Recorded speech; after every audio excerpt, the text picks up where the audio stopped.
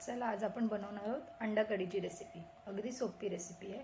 त्याच्यासाठी अंडी उकडून घ्यायची, तुम्हाला हवी तेवढी।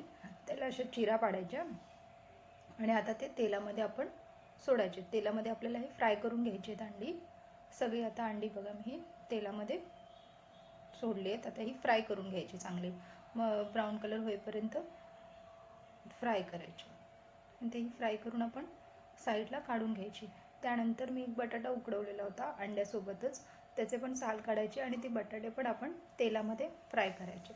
अंडा कढीमध्ये बटाटा चांगला लागतो, असं फ्राय करायचा। तो पण असा कलर येईपर्यंत चांगला फ्राय करून घ्यायचा तेलामध्ये।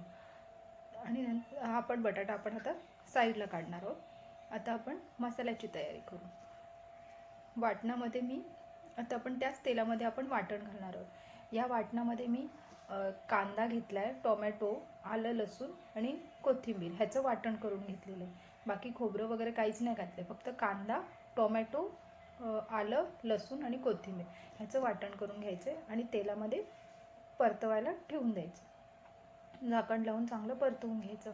थोडंसं परतून झालं की ह्याच्यात आपण आता सगळे मसाले घालून घेणार आहोत। म्हणजे आपलं लाल तिखट, हळद, धने जिरा पावडर, गरम मसाला, हे सगळे मसाले घालायचे आणि वाटण परतवायला ठेवून द्यायचं।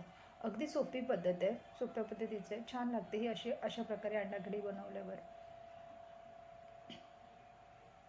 बघा आता साईडने चांगलं तेल सुटलेलं आहे। आता ह्या मसाल्यात हा चांगला मसाला आपला परतून झालेला आहे। आता आपण जे अंडी आणि बटाटे जे उकडून ठेवले होते ना, ते ह्या मसाल्यामध्ये घालायचे आणि परत थोडंसं परतवायला मसाल्यामध्ये हे घालून चांगले परतवायला ठेवून द्यायचे।